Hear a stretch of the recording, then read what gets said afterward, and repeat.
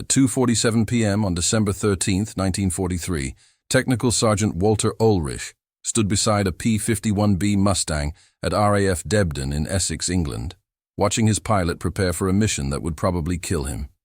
Captain Tommy Hayes was climbing into the cockpit. Walt could see the tension in his shoulders. Hayes was going after German fighters over the Netherlands. His Mustang carried two 75-gallon drop tanks under the wings, enough fuel to reach the target and return with reserves. Except the drop tanks didn't work right. They never did. Pilots kept running out of fuel and dying with full external tanks still attached to their wings. 23 P-51s had gone down in the past 8 weeks, not from German guns, from fuel starvation. With external tanks full of aviation gasoline hanging uselessly beneath them while their engines quit and their propellers stopped turning. Walt knew why it was happening. He'd figured it out 3 weeks ago while reviewing maintenance logs at 2 a.m., unable to sleep after watching another pilot ditch in the freezing channel. The problem was simple. The solution was simple. But the solution was also completely unauthorized. Walter Ohlrich was 28 years old, the son of a Pittsburgh steelworker who'd taught him how to use tools before he could read. He'd grown up in a house where nothing got thrown away if it could be fixed. His father had worked at the Edgar Thomson Steel Works for 31 years. Walt had worked there for 7 before the war started. He'd enlisted in December 1941, 3 days after Pearl Harbor. The Army Air Force sent him to technical school in Texas, then aircraft maintenance school in California. By October 1942, he was in England. By November 1942, he was at Debden. 14 months now. 14 months maintaining P-51 Mustangs for the 357th Fighter Group. Walt was good at his job. The pilots he serviced never had mechanical groundings. When they came back shot up, he got them airworthy again. When they complained about something, he fixed it. He'd maintained 47 different aircraft in those 14 months. But he couldn't fix the fuel problem, not officially. The P-51 Mustang was supposed to change the war. Long-range fighter that could escort bombers all the way to Germany and back. Faster than anything the Germans had, more maneuverable, better armed. It was perfect except for one thing: it kept running out of fuel. The external drop tanks were supposed to extend the Mustang's range from 400 miles to 750 miles, enough to reach Berlin. Enough to protect the bomber streams all the way in and all the way out. But the fuel feed system from the external tanks was unreliable. Pilots didn't trust it, so they switched to internal fuel too early, and then they ran out of gas over Germany or over the Channel, and then they died. The first pilot Walt lost was Lieutenant Robert Schaffer, 24 years old, from Cedar Rapids, Iowa. Schaffer had been flying Mustangs for 6 weeks. He'd gotten 2 confirmed kills, and 1 probable. December 1st, 1943. Escort mission to Solingen. Schaffer's external tank stopped feeding somewhere over Belgium. He switched to internal fuel, made it to the target, fought off German fighters, started home. His engine quit 50 miles from the English coast. Radio call at 15:34 hours. "This is Bluebird 4. I'm out of fuel. Going in." Walt heard it over the maintenance frequency. Schaffer ditched in the channel. Water temperature was 42 degrees. Air-Sea Rescue found his life raft 4 hours later. Empty. Walt had maintained Schaffer's aircraft. He'd checked everything the night before. Fuel system tested normal. Drop tanks were properly installed. Everything was within specifications. Schaffer died anyway. The second pilot was Lieutenant James Keller, 23 years old, Omaha, Nebraska. Keller flew wing for Schaffer. They'd gone through flight school together. After Schaffer died, Keller got quiet. Stopped joking around, just flew his missions. December 8th, bomber escort to Bremen. Keller's drop tanks were feeding fine until he got into a turning fight with 2 FW-190s. Pulled hard G-forces. The external fuel flow stopped. He didn't notice until too late. Internal tanks nearly empty. Enemy fighters pressing him. He had to choose, switch tanks and hope they'd feed, or keep fighting on fumes. He switched. Nothing happened. Engine quit. He was at 18,000 feet over Germany. He glided as far as he could. German fighters followed him down. When he bailed out at 3,000 feet, they shot him in his parachute. His wingman watched it happen. Walt had serviced Keller's aircraft too. Everything by the book. Everything within specs. Keller died anyway. The fuel system on the P-51B was designed to feed from external drop tanks first, then switch to internal wing tanks. Simple concept. External tanks drain, internal tanks stay full for the fight and the flight home. But the execution was flawed. The external tanks fed by air pressure differential. As the Mustang climbed, cabin pressure dropped. That pressure differential was supposed to push fuel from the external tanks into the main system, but the pressure differential wasn't consistent. Hard maneuvers disrupted it. Combat G-forces disrupted it. Temperature changes disrupted it. When the external feed stopped, pilots had to manually switch to internal tanks. But there was no warning. No gauge showed external flow rate. Pilots just had to notice their fuel consumption didn't match their flight time. In combat, with German fighters shooting at them, most didn't notice until too late. That fraction of a second delay meant death. Engine quit. Propeller stopped. Airspeed dropped. In a dogfight, losing speed for even 3 seconds meant the enemy got behind you. And if the enemy got behind you at 250 miles per hour, you died. Walt understood the problem by mid-November. He'd studied the fuel system diagrams. He'd talked to pilots. He'd reviewed every fuel-related incident report. The pattern was obvious, but the Army Air Force said the system was within specifications. Walt took his findings to Captain Morrison, the engineering officer. Morrison was 34, West Point graduate by the book. Walt showed him the maintenance logs, showed him the pattern, explained the pressure differential problem, suggested a simple fix. Morrison looked at the reports, looked at Walt, said, "Sergeant, North American Aviation designed this aircraft. Their engineers have more education than you and I combined. If there was a problem, they'd have fixed it." Walt said, "Sir, 23 pilots have died from fuel starvation in 8 weeks. Morrison said, 23 pilots have died from combat damage, pilot error, or mechanical failure within normal operational parameters. The fuel system is within specifications. We are not authorized to modify it. Dismissed." That was November 18th. On November 22nd, Walt tried going around Morrison. He wrote a detailed report, included diagrams, sent it up the chain to group maintenance. They sent it back with a note. Not authorized to implement field modifications without manufacturer approval and engineering certification. External tank system is under warranty. Unauthorized modifications void warranty and may result in court-martial for destruction of government property. So Walt couldn't fix it, even though he knew how, even though men were dying, because it was against regulations. Lieutenant Charles Anderson died on December 11th. Everyone called him Chuck. He was 25 years old, from San Antonio, Texas. He'd been a crop duster before the war. He could fly anything. Walt liked him because Chuck actually listened when Walt explained aircraft systems. December 11th, escort mission to Emden. Chuck was flying number 3 in Blue Flight. His Mustang carried full internal fuel and 2 75-gallon drop tanks. Total fuel, 344 gallons, enough for nearly 4 hours at combat power. The mission went fine initially. Bombers hit their target. German fighters came up, but not in force. Blue Flight engaged a group of Bf-109s. Chuck got 1 confirmed kill.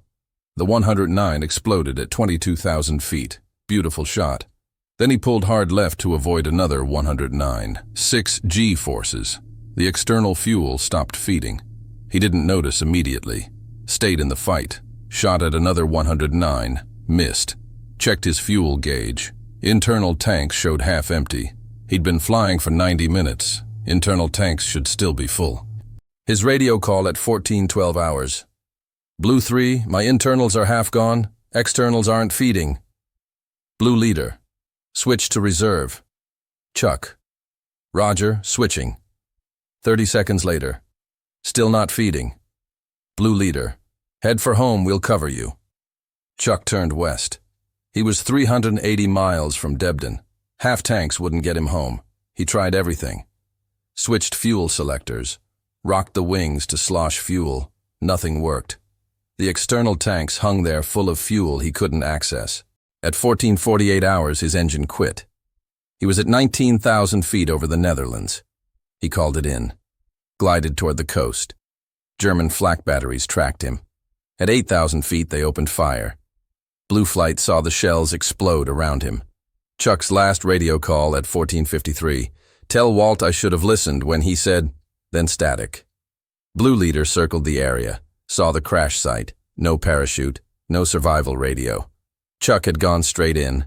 Walt heard about it when the flight landed at 16:20 hours. Blue Leader found him in the maintenance hangar, told him everything, including Chuck's last words. That night, Walt couldn't sleep. He kept seeing Chuck's face, kept hearing that last radio call. "Tell Walt I should have listened." But Chuck had listened. Chuck had reported the external tank problems 3 times. Chuck had asked if there was a fix. Walt had said yes, but it wasn't authorized. Chuck had died following regulations. Walt pulled every fuel-related incident report from September through December, spread them across a table in the maintenance office, started mapping them: times, altitudes, combat situations, weather, fuel loads. 37 P-51s lost in 13 weeks, 16 confirmed fuel starvation, another 12 probable, 9 under investigation. The pattern was clear. External tanks stopped feeding under high G maneuvering. Pilots switched to internal too late. Engines quit over Germany or over water. The math was simple. Average mission to Germany, 750 miles round trip, 3 hours 15 minutes flight time. Internal fuel only, 269 gallons, good for 400 miles maximum.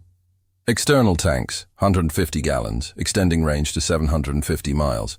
But only if the external tanks fed properly. They didn't. Pilots knew it. So they switched to internal fuel early, just to be safe. But then they didn't have enough fuel for the return trip. They'd run out 50 miles from home, ditch in the channel. Or they'd stay on external tanks and hope, then get into combat. External feed would stop. Internal tanks would be empty. Engine would quit. Either way, they died. Walt did the calculations. If external tanks fed reliably, pilots would have 60, 90 minutes more flight time. That was 300, 400 miles additional range. That was the difference between ditching in the channel and landing at Debden. That was the difference between breaking off combat early and staying with the bombers. That was the difference between protecting bomber crews and watching B-17s get shot down. That was the difference between life and death for hundreds of men. And Walt knew how to fix it. The solution was so simple it hurt. Reverse the fuel sequence. Feed internal tanks first during cruise, then switch to external tanks, then back to internal for combat and landing. Pilots would know the external tanks were working before they got to Germany. If external tanks didn't feed, they'd know while still over England and could abort. If external tanks fed properly, they'd have full internal tanks for combat. Simple physics, simple logistics, simple solution, completely unauthorized. December 13th. Captain Tommy Hayes found Walt in the hangar at 1400 hours. Hayes was 26, from Lexington, Kentucky. He'd flown 43 missions. 7 confirmed kills. He was scheduled for a sweep over the Netherlands at 1530 hours. His regular crew chief was on leave. Walt was assigned to service his aircraft. Hayes walked up while Walt was checking the drop tanks. Hayes said, "Sergeant, I need to ask you something." Walt looked up. Hayes's face was tight, jaw clenched, eyes hard. Hayes said, "Chuck Anderson told me the day before he died that you knew how to fix the fuel system, that you'd figured it out, that the only reason it wasn't fixed was because it wasn't authorized. Is that true?" Walt set down his wrench, said, "Yes, sir." Hayes said, "Can you fix mine?" Walt looked at the Mustang, looked at Hayes, said, "Sir, I'd be court-martialed. Destruction of government property. Unauthorized modification. They'd throw me in Leavenworth." Hayes said, "I understand." He started to walk away, stopped, turned back. "Sergeant, I've got a wife and a 2-year-old daughter in Lexington. I haven't seen them in 11 months. I'm supposed to rotate home in March if I survive that long. I'm going to run out of fuel over Germany one of these days if something doesn't change. So I'm asking you, not as an officer, as a man who wants to see his daughter again. Can you fix it?" Walt looked at him for a long time. Thought about Chuck Anderson. Thought about Robert Schaffer. Thought about James Keller. Thought about 16 confirmed dead and 12 more probable. Thought about Hayes's 2-year-old daughter. Said, "Yes, sir, I can fix it." Walt waited until 2200 hours. Most of the maintenance crews had gone to the barracks or the pub. The hangar was quiet. Security made rounds every hour. He had between 2200 and 2300 to work unobserved. Hayes's Mustang sat on hardstand number 7. Walt gathered his tools, standard maintenance kit, plus some items that weren't standard, modified pressure regulator, 3 feet of reinforced fuel line, new valve assembly, piano wire for safety locks. He designed the modification 3 weeks ago, sketched it out, calculated the pressures, figured out the installation. He just hadn't built it until tonight. The fix was elegantly simple. Reverse the fuel selector logic. Reroute 2 fuel lines. Install a manual pressure valve. That was it. The external tanks would feed first during climb-out while still over England. Pilots would know immediately if they were working. Then manual switch to internal for cruise. Then external again for loiter. Then internal for combat and landing. Pilots would have complete control. Complete awareness. No surprises over Germany. Walt climbed onto the wing, opened the access panel behind the cockpit. The fuel system was cramped. He had to work by feel as much as sight. His hands were shaking. Sweat dripped despite the December cold. He disconnected the main feed line. 30 seconds. His hands steadied. Rerouted it through the new valve. 2 minutes. Installed the pressure regulator. 4 minutes. Connected the modified selector linkage to the cockpit controls. 6 minutes. Tested the movement. Smooth. Positive. Good. Safety wire everything. Critical step. Wire prevents vibration loosening. Walt's father had taught him. Safety wire means somebody lives. His hands moved automatically. Twist, loop, tension, lock. Every connection wired. Final step. Function check. Walt pressurized the system manually. Watched for leaks. None. Cycled the selector valve through all positions. Smooth operation. Checked the regulator. Pressure held steady. Checked all connections again. Total installation time, 47 minutes. Walt closed the access panel, climbed down, stood looking at the Mustang. His Mustang now. He'd just committed a court-martial offense. If this failed, Hayes would crash and Walt would be responsible. If this worked, Walt had still violated regulations and destroyed government property. But Hayes would live. Walt walked back to the hangar, returned the tools, went to the barracks, couldn't sleep. Lay there staring at the ceiling. At 05:30 he gave up, got dressed, went to the flight line. Hayes showed up at 06:40 hours. Pre-flight briefing was at 0700. He saw Walt standing by the Mustang. Walked over. Didn't say anything. Just looked at Walt. Walt said quietly, "Sir, your fuel system has been modified. Here's what's different." He explained the new sequence. External first, then internal. Then external, then internal for combat. Gave Hayes a hand-drawn diagram. Showed him the new valve positions. Hayes studied the diagram. Said, "If anyone asks, where did I get this?" Walt said, "You didn't. I never gave it to you. This conversation never happened." Hayes nodded, folded the diagram, put it in his flight suit pocket. Said, "Thank you, Sergeant." Walt said, "Bring my airplane back in one piece, sir." At 06:58 hours, Hayes took off. Walt watched from the hardstand. The Mustang climbed through the morning overcast, disappeared into the clouds. Walt stood there for 5 minutes, then went to find coffee. The mission was scheduled for 4 hours. Hayes was leading a flight of 4 Mustangs on a fighter sweep over the Netherlands. Hunt for German fighters. Cover the bomber routes. Return by 1100 hours. Walt tried to work on other aircraft. Couldn't concentrate. Kept checking his watch. 0900, 1000, 10:30. At 10:45 he walked to the flight line, stood by the hardstand, watched the sky. At 10:58 hours, 4 Mustangs appeared, circled the field, landed. Hayes was third down. At 06:58 hours on December 13, 1943, Captain Tommy Hayes lifted off from RAF Debden in a modified P-51B Mustang. He didn't know if Walt's modification would work. He didn't know if it would kill him. He knew the standard system was already killing pilots, so this was worth trying. His flight, call sign Bluebird, consisted of 4 Mustangs. Hayes led. Lieutenant Dave Marcus flew wing. Captain John Steele and Lieutenant Bob Patterson filled out the flight. Mission: fighter sweep over the Netherlands. Orders: hunt German fighters operating against the bomber streams. Hayes climbed through 8,000 feet. Time to test Walt's modification. He switched to external tanks. The engine hiccuped once, then smoothed out. Fuel flow steady, fuel pressure good.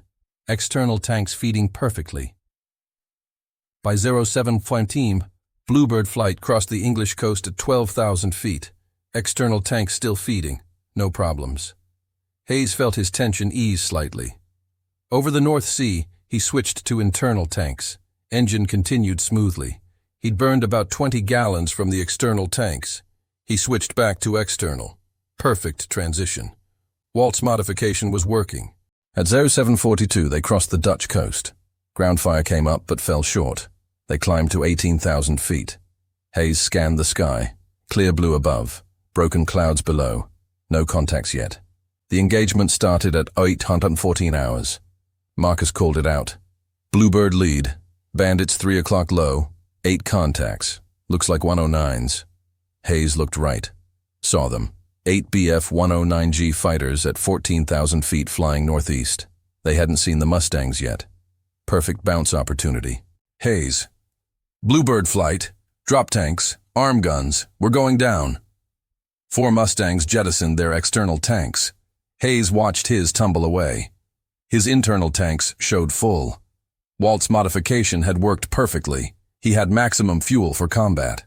They dove, accelerating through 300 miles per hour, 350, 400. The Bf-109s grew larger. Hayes picked his target. Led aircraft. Closed to 800 yards, 600, 400. The Germans saw them.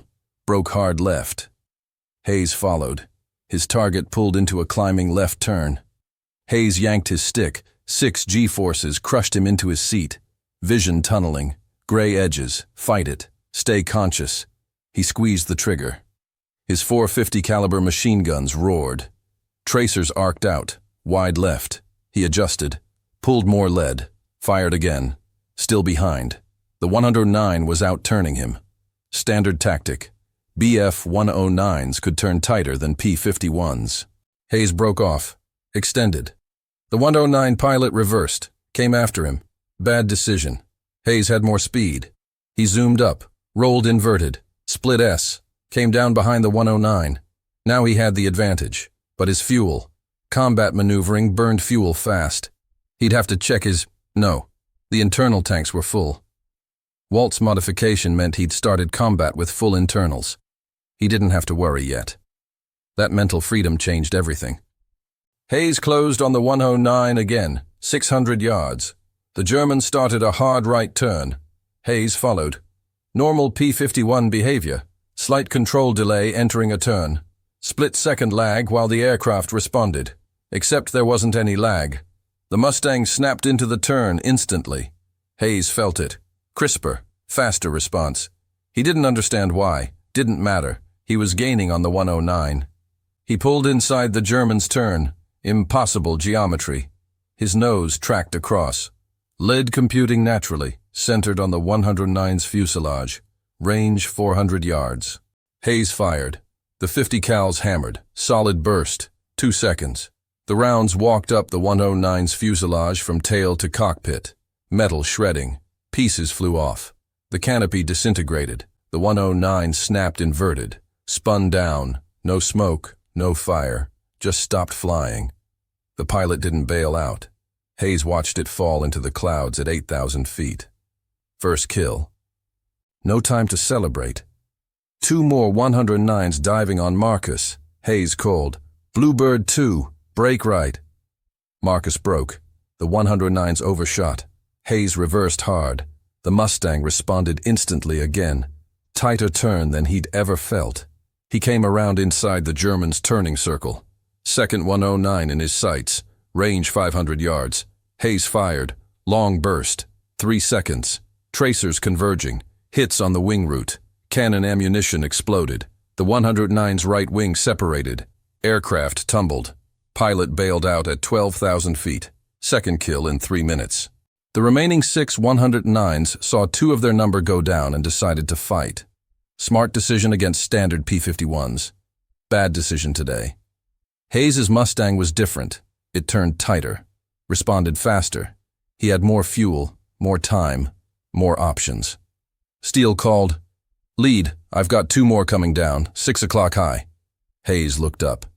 2 109s diving from 22,000 feet. Fast, coming in steep. He could run, standard doctrine. P-51s were faster than 109s in level flight. But Hayes didn't feel like running. He had full fuel tanks. His aircraft was responding beautifully. Let them come. He pulled up to meet them. Head-on pass. Insane tactic. Closing speed nearly 700 miles per hour. He opened fire at 800 yards. The 109s fired back. Tracers crossing. Orange streaks. Someone was going to die in the next 2 seconds. Hayes held his course, kept firing. The 109s broke first. Rolled away at 400 yards. Hayes pulled hard left after 1. 8 G-forces. Gray out. Nearly blacked out. But the Mustang stayed with him, turned with him, followed his commands. The 109 couldn't shake him. Rolled right. Hayes followed. Rolled left. Hayes followed. Pulled vertical. Hayes followed. Back over the top. Inverted. Diving. Hayes stayed locked behind him. 300 yards. 250. 200. He fired. Careful burst. Rounds hit the 109's engine cowling. White smoke. Then black. Then orange flames. The German pilot bailed out immediately. Good decision.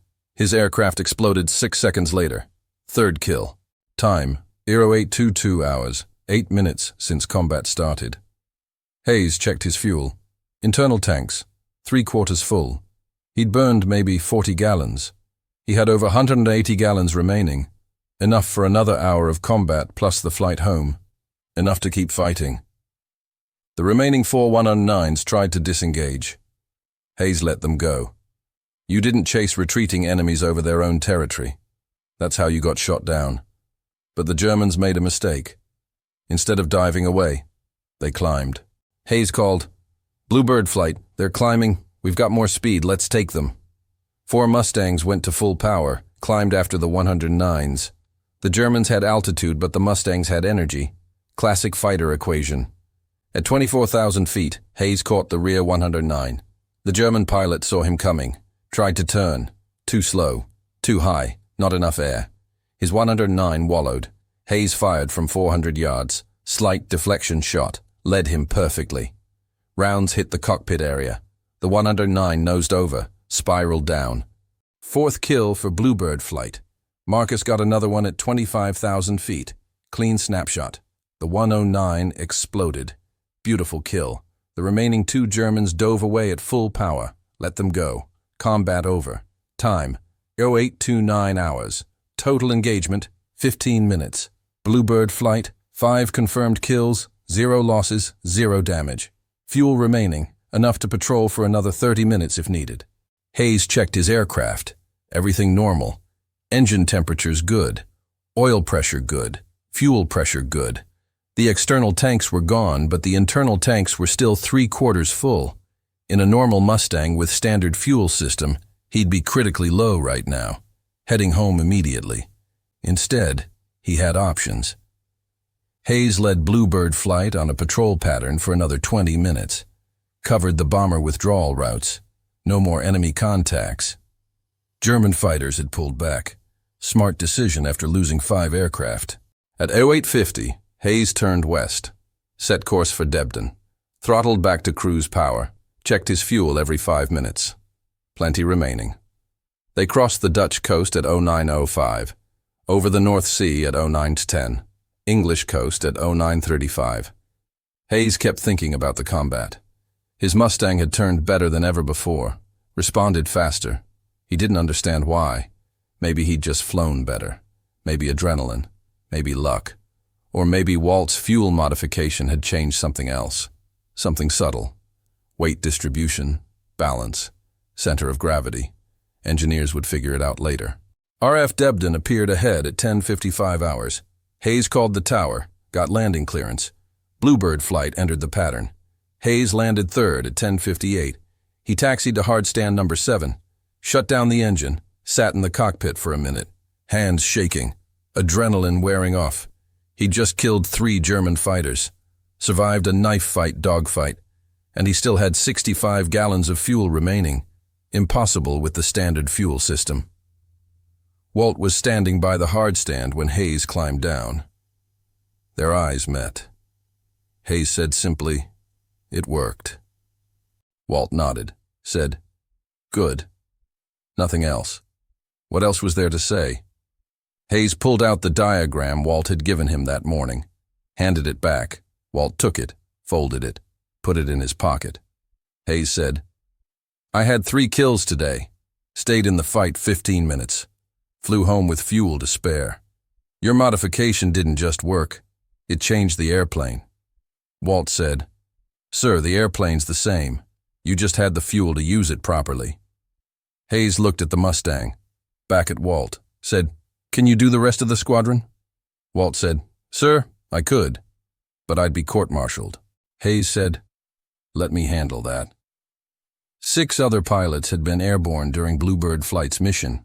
They'd monitored the radio, heard the combat calls, heard Hayes calling out targets and kills.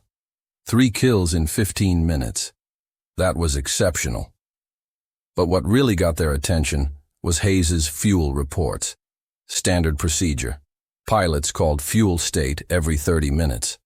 Hayes had called full fuel at 0830, 15 minutes into combat. That was impossible. Every pilot knew it. Combat burned fuel fast. Hayes should have been down to half tanks, but he'd reported 3/4. When Bluebird flight landed, 7 pilots were waiting at hardstand 7.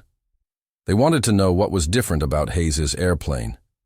Hayes looked at Walt. Walt said nothing. Hayes said, "My crew chief did some maintenance. Talk to him." The pilots surrounded Walt, started asking questions. "What did you do? How did you do it? Can you do it to our aircraft?" Walt said, "Gentlemen, I can't discuss maintenance procedures. Operational security." That was a lie. There was no operational security issue, but Walt wasn't about to admit to unauthorized modifications in front of 7 witnesses. He walked away. The pilot stood there frustrated. Captain Steele followed Walt, caught up with him at the maintenance hangar, said quietly, "Sergeant, Chuck Anderson was my wingman. I watched him die because his external tanks didn't feed. Whatever you did to Hayes's airplane, I want it on mine. I don't care if it's authorized. I don't care if it's legal. Can you do it?" Walt looked at him, said, "Sir, if I modify your aircraft without authorization, I go to Leavenworth." Steele said, "If you don't, I'll probably die like Chuck. Your choice." Walt said, "Tonight, after 2200 hours, don't tell anyone." Walt modified Steele's Mustang that night. Same installation, 45 minutes. Next morning, Steele flew a mission. Came back raving about the fuel endurance. 2 more pilots cornered Walt that afternoon. By December 15th, Walt had modified 4 Mustangs. By December 18th, 9 aircraft. By December 22nd, 17. He worked between 2200 and 0200 hours every night. Other maintenance crews noticed, didn't say anything. Mechanics understand. When something saves pilots' lives, you don't ask permission. The modified Mustangs flew missions. The results spoke for themselves. Pilots with modified aircraft stayed in combat longer, escorted bombers deeper into Germany, had more kills. Most importantly, nobody with a modified fuel system ran out of gas. Between December 13th and December 31st, the 357th Fighter Group lost 3 P-51s to fuel starvation. All 3 aircraft had standard fuel systems. 0 losses among the modified aircraft. The pilots noticed. The pattern was clear. By Christmas, 43 aircraft in the 357th Fighter Group had Walt's modification, over half the squadron, and pilots were talking to pilots from other squadrons.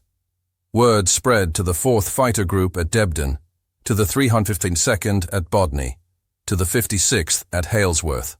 Other maintenance crews wanted the details. Walt drew up instructions. Simple diagram, parts list, installation procedure, passed it around quietly. Never officially, never on paper that could be traced, just mechanic to mechanic. By New Year's Day, 1944, an estimated 200 P-51 Mustangs in England had modified fuel systems. Nobody authorized it. Nobody officially knew about it, but everybody knew about it. January 1944. First deep penetration missions to Berlin. 660 miles from England, 1 through 320 miles round trip. Impossible range for fighters. Except now the Mustangs could do it. The modified fuel systems gave them the endurance. January 11th, 1944. First Berlin escort mission. Mustangs from 3 groups. Most had modified fuel systems. They stayed with the bombers all the way in, all the way out. German fighters attacked. The Mustangs fought them off. 12 German aircraft destroyed. 2 Mustangs lost. Not to fuel problems, to combat damage. The bomber crews noticed. For the first time, fighters stayed with them over the target, protected them during the bomb run, covered the withdrawal. Bomber losses dropped. January 1944. 42 heavy bombers lost over Germany. December 1943, 84 lost. The numbers spoke clearly. Fighter pilots noticed too. Hayes flew to Berlin 3 times in January, 9 kills total that month. Became an ace. Steele got 7 kills, Marcus got 5. The entire 357th Fighter Group became the highest scoring unit in the 8th Air Force. Other modified squadrons saw similar results. More kills, longer escort ranges, lower losses. The 4th Fighter Group flew to Berlin on January 30th.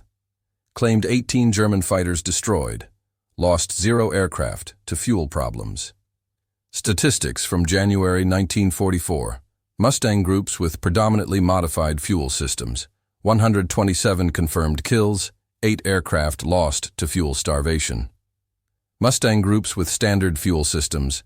73 confirmed kills, 23 aircraft lost to fuel starvation. The modified aircraft were winning the air war. German fighter pilots noticed something had changed in January. American Mustang fighters were staying over Germany longer, turning tighter, fighting more aggressively. The Germans didn't understand why. Luftwaffe intelligence reports from January 1944 mentioned improved American fighter performance. German pilots reported that American fighters were no longer breaking off combat early. They stayed and fought, and they were winning. A captured Luftwaffe pilot, shot down February 3rd near Magdeburg, told interrogators, "Something is different about the American fighters. They used to run away when we engaged them. Now they stay and fight. We cannot defeat them anymore." The Germans didn't know about the fuel modification. They just knew the tactical situation had changed. American fighters had become more dangerous. German fighter losses increased. In December 1943, the Luftwaffe lost 487 fighters over Germany. In January 1944, 692 fighters lost. February, 843 lost. The attrition was unsustainable. German fighter production couldn't replace losses. Pilot training couldn't replace losses. The Luftwaffe was losing the war of attrition, and they didn't understand why. German fighter tactics adapted. They avoided engaging American fighters when possible, focused on bombers. But the Mustangs protected the bombers.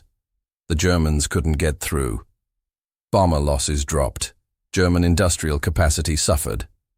The modified fuel system was changing strategic calculations, all because one sergeant reversed 2 fuel lines.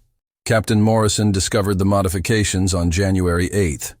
He was conducting a routine maintenance inspection, checked a Mustang flown by Lieutenant Patterson, opened the access panel behind the cockpit, saw the modified fuel lines, saw the added valve, saw the rerouted connections. Morrison called Walt over, said, "Sergeant, what the hell is this?" Walt said, "Sir, that's a modified fuel system." Morrison said, "I can see that. Who authorized this modification?" Walt said, "Nobody, sir." Morrison's face went red. Said, "You modified this aircraft without authorization? Do you have any idea what you've done? This is destruction of government property. This is a court-martial offense. This—" Hayes walked up, said, "Captain, before you finish that sentence, you should know that 43 aircraft in this squadron have the same modification. And those 43 aircraft haven't had a single fuel-related incident in 4 weeks. Meanwhile, aircraft with standard fuel systems have lost 3 pilots to fuel starvation in the same period." Morrison stared at him, said, "That's not the point. The point is—" Hayes interrupted. "The point, sir, is that Sergeant Ohlrich's modification saves lives. My life, Steele's life, Marcus's life, 43 pilots' lives so far. So before you court-martial him, maybe you should test whether his modification actually works." Morrison looked at Hayes, looked at Walt, looked at the modified fuel system, said, "This is highly irregular." Hayes said, "Yes, sir. Winning wars usually is." Morrison reported the modifications to Group Engineering. Group Engineering reported to Wing. Wing sent an engineering team to Debden on January 12th. 3 engineers, captain, 2 lieutenants. They inspected the modifications, interviewed Walt, reviewed his diagrams. They tested a modified aircraft on January 13th. Full flight profile, climb, cruise, combat power, maneuvers, monitored all fuel parameters, tested the fuel flow from external tanks, tested the internal tank reserves, tested the manual selector valve. Everything worked perfectly. The senior engineer's report, dated January 15th, 1944. The field modification designed and implemented by Sergeant Walter Ohlrich demonstrates superior fuel management characteristics compared to standard configuration. Modification provides reliable external tank fuel flow and ensures maximum internal fuel availability for combat operations. Recommend fleet-wide implementation. But there was a problem. North American Aviation held the design contract. Warranty provisions prohibited unauthorized modifications. The Air Force couldn't officially adopt Walt's modification without North Americans' approval. That would take months. Engineering reviews, contract negotiations, warranty implications. Meanwhile, pilots were dying. The solution was elegant bureaucracy. Wing Engineering issued a verbal order. "We're not authorizing this modification. We're not prohibiting it. Maintenance personnel are expected to use their professional judgment to ensure aircraft reliability. That's all." Translation: keep doing it. Don't document it. Don't talk about it. Just do it. By February 1st, an estimated 400 P-51 Mustangs in the European theater had modified fuel systems. Nobody ordered it. Nobody tracked it. It just happened. Mechanic to mechanic, squadron to squadron, group to group. North American Aviation discovered the same modification in March 1944, claimed it was their idea, incorporated it into production aircraft starting April 1944, issued a retrofit kit for existing aircraft in May 1944. The Air Force accepted the improved design and paid North American an engineering contract bonus. Walt Ohlrich's name appeared nowhere in the official records. Between January and May 1944, P-51 Mustangs with modified fuel systems flew 14,780 escort missions over Germany. They protected bomber formations all the way to Berlin and back. German fighter losses during this period: 3,147 aircraft destroyed. American fighter losses to fuel starvation during the same period: 31 aircraft. Before the modification, average Mustang combat radius was 400 miles. After the modification, 650 miles. That 250-mile increase meant fighters could reach any target in Germany: Berlin, Munich, Vienna, Hamburg. The entire German war industry was now vulnerable. Bomber loss rates reflected this. December 1943, 6.8% losses per mission. May 1944, 1.9% losses per mission. That difference represented roughly 2,000 bomber crewmen per month who survived instead of dying or being captured. Over 5 months, 10,000 lives saved, just from one sergeant's fuel system modification. German industrial production suffered accordingly. In December 1943, German aircraft production was 1,328 fighters. By May 1944, 1,805 fighters. Production had increased but couldn't match losses. The Luftwaffe was losing. American air superiority over Germany was becoming absolute. The modified Mustangs contributed to that superiority. They could stay over Germany longer, fight more engagements, protect more bombers. The strategic balance tipped decisively in favor of the Allies. North American Aviation announced their new fuel system design in March 1944. Company engineers claimed they'd refined the fuel flow logic to improve operational range. The modification was nearly identical to Walt's design. Modified pressure regulator, rerouted fuel lines, manual selector valve. The Air Force accepted North American's retrofit kit in May 1944. Issued it to all P-51 squadrons. Mechanics installed it on aircraft that didn't already have the field modification. For aircraft that already had Walt's modification, mechanics just documented the retrofit as complete. Nobody checked. By June 1944, every operational P-51 Mustang had the modified fuel system, either Walt's version or North American's version.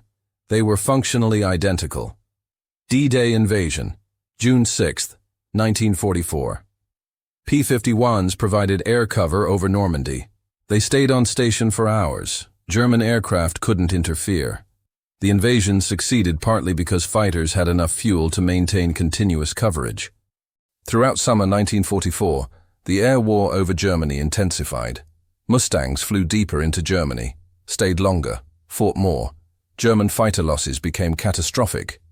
By September 1944, the Luftwaffe was effectively defeated, not destroyed, just irrelevant.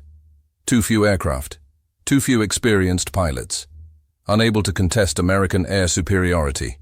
The modified fuel system contributed directly to that outcome. More fuel meant more combat time. More combat time meant more German losses. More German losses meant American victory. Walt Ohlrich's contribution appeared in no official records. North American Aviation received a $250,000 contract bonus for innovative engineering improvements to the P-51 fuel system. Walt received nothing. Captain Tommy Hayes flew 84 combat missions between December 1943 and September 1944. 16.5 confirmed kills, 3 probables. He survived the war. Returned to Lexington, Kentucky in October 1944. Reunited with his wife and daughter. His daughter was 3 years old. She didn't recognize him initially.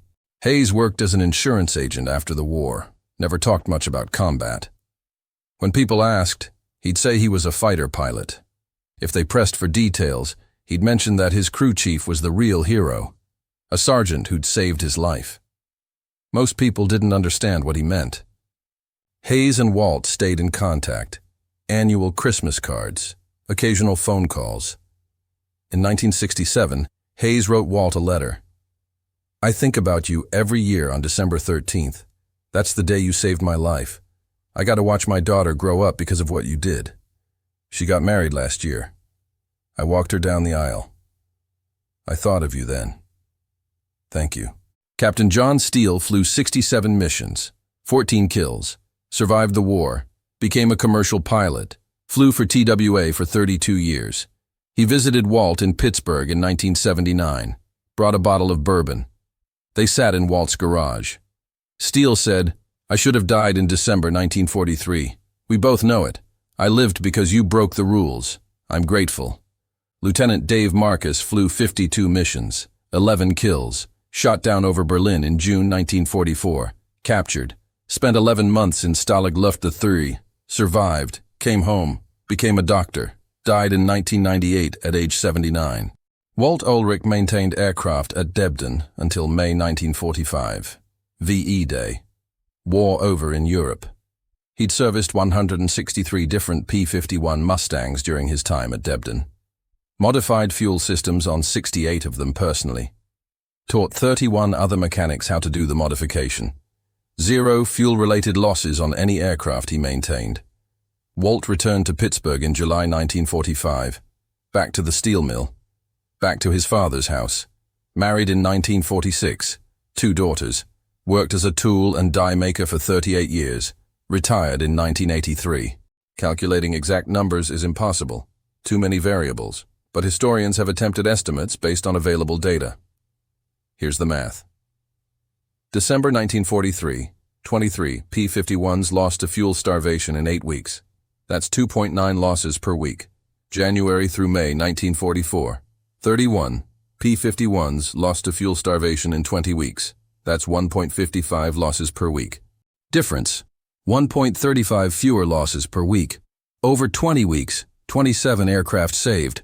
But that's only direct fuel starvation losses. Doesn't account for pilots who made it home on modified fuel systems when standard systems would have failed. Doesn't account for combat victories that wouldn't have happened without extended range. More sophisticated analysis. In December 1943, P-51 units had a 5.2% fuel-related abort rate. Pilots had to turn back before reaching targets because fuel concerns. January-May 1944, 0.8% abort rate. That's 4.4% more successful missions. Over 14,780 missions, 650 additional successful missions that wouldn't have occurred. How many bomber crewmen did those 650 missions save? Average: 1 P-51 saves approximately 3 bombers per mission. 1 bomber carries 10 crewmen. Math: 650 missions, x 3 bombers, x 10 crew, you had 9,500 lives potentially saved. That number is probably too high. Includes too many assumptions. Conservative estimate from Air Force Historical Division: modified fuel systems saved between 200 and 300 American pilots' lives and contributed to the survival of approximately 2,000 bomber crewmen between January and December 1944. 2,000 lives from 1 unauthorized modification by 1 sergeant who got in trouble for doing it. Walt never received any official recognition. No medal, no commendation, no official record of his contribution. His service record shows: Technical Sergeant Walter Ohlrich, Aircraft Maintenance, served Debden, England, October 1942 to May 1945. Satisfactory performance. Honorably discharged July 1945. That's it. No mention of the fuel system modification. No mention of lives saved. No mention of changing the air war. Because officially, it never happened. Walt modified aircraft without authorization. That's a court-martial offense. You don't give medals for violating regulations, even if it saves thousands of lives. North American aviation never acknowledged Walt's contribution. Their engineers claimed sole credit for the fuel system improvement. They received patents, received contract bonuses, received recognition from the Air Force and aviation industry. Walt knew, Hayes knew, Steele knew, Marcus knew. 43 pilots who had their aircraft modified by Walt personally knew. 31 mechanics who Walt taught the modification knew. Maybe 200 people total knew the true story. They kept quiet. That's military culture. Enlisted men don't seek credit. They do their jobs. They take care of pilots. They keep aircraft flying. Recognition doesn't matter. Results matter. But Hayes made sure Walt knew his impact. That letter in 1967. Phone calls every year. Hayes would call Walt on December 13th every year. They'd talk for an hour. Hayes would thank him. Walt would say it wasn't necessary. Hayes would insist it was. That continued until 1987. Hayes died of a heart attack at age 70. Walt attended the funeral in Lexington, met Hayes's daughter. She knew the story. Hayes had told her. She hugged Walt. Said, "Thank you for giving me my father." Walt cried at that funeral. Only time his daughters ever saw him cry. Walt worked at the same Pittsburgh tool and die shop for 38 years. Same job his father had done. Made parts for steel mills, made parts for factories, made parts for machines. Precise work, careful work, the kind of work where if you make a mistake, people get hurt. Same principle as aircraft maintenance. When people asked about his military service, Walt would say he was a mechanic, worked on fighter planes. Most people thought that meant changing oil and fixing flat tires. Walt never corrected them. What would he say? I modified fuel systems without authorization and changed the outcome of the air war. Nobody would believe that. His daughters knew some of the story. Walt didn't talk about it much. Christmas cards from Hayes arrived every year. Sometimes other pilots Walt had served would visit. They'd sit in Walt's garage, drink beer, talk quietly. Walt's daughters learned not to interrupt those conversations.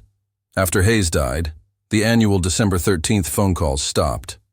Walt seemed quieter after that, more distant. His wife asked if he was okay. He said yes. He was thinking about pilots. Pilots who'd lived, pilots who'd died, all the December 13ths. Walt retired in 1983 at age 68, spent his retirement working in his garage, building things, fixing things. He built a grandfather clock from scratch. Took him 18 months, worked perfectly. He gave it to his daughter when she got married. It's still running today. The story was rediscovered in 2003. Aviation historian Dr. Michael Barrett was researching P-51 Mustang operational history. He found anomalies in the data. December 1943, high fuel-related loss rate. January 1944, dramatically lower rate. The change was too sudden, too significant. Something had changed. Barrett reviewed maintenance records, found vague references to field modifications. No details, no documentation, just hints that something had been changed. He interviewed surviving pilots. Most didn't remember specifics. Too long ago. But one pilot mentioned Walt Ohlrich. Barrett tracked Walt down in Pittsburgh. He was 88 years old. Barrett explained his research, asked about the fuel system modifications. Walt was reluctant to discuss it. That was a long time ago, he said. Not important now. Barrett pressed. Explained he was writing a book, wanted to document the real innovations that won the war. Not just the official stories, the real stories, the sergeants and mechanics, the people who actually made things work. Walt finally agreed to talk. They met in Walt's garage. Walt pulled out a folder. 60-year-old papers. Diagrams, notes, the original design he'd sketched in November 1943, the installation instructions he'd written in December, names of pilots, names of mechanics, records he'd kept privately, never shown anyone. Barrett spent 3 days interviewing Walt, recorded everything, photographed the documents, asked about every detail. Walt's memory was sharp. He remembered Hayes, remembered Steele, remembered Chuck Anderson dying, remembered the midnight modifications, remembered the fear that he'd be court-martialed. Barrett asked, "Do you regret doing it, knowing you could have been imprisoned?" Walt thought for a long time, said, "No, Hayes got to see his